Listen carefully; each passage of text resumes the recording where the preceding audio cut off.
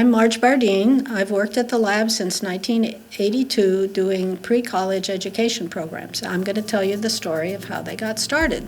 The story begins with Leon Letterman, Saturday Morning Physics, and Friends of Fermilab.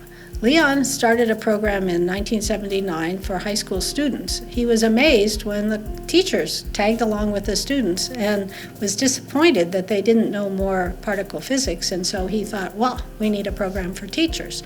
But in order to do that, he needed some outside funding.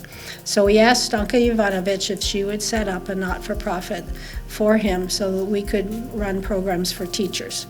Setting up the not-for-profit was pretty straightforward, but we also had to think about what the program would be, and we had to raise funds. And we invited teachers and scientists to come and tell us what kind of program they thought would be appropriate for the laboratory.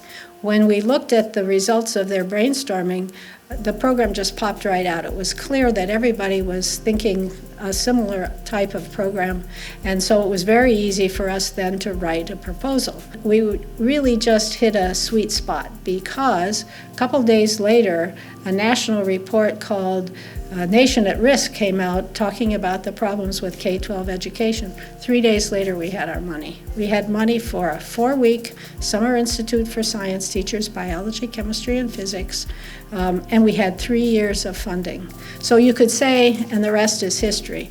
But I would point out that Friends of Fermilab actually ran the K-12 programs from 1983 to 1989. So Stanka and I first worked for them before we set up the education office at Fermilab.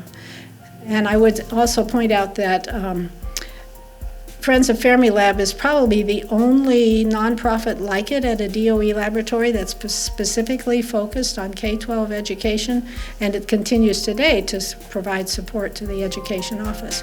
So the rest really is history.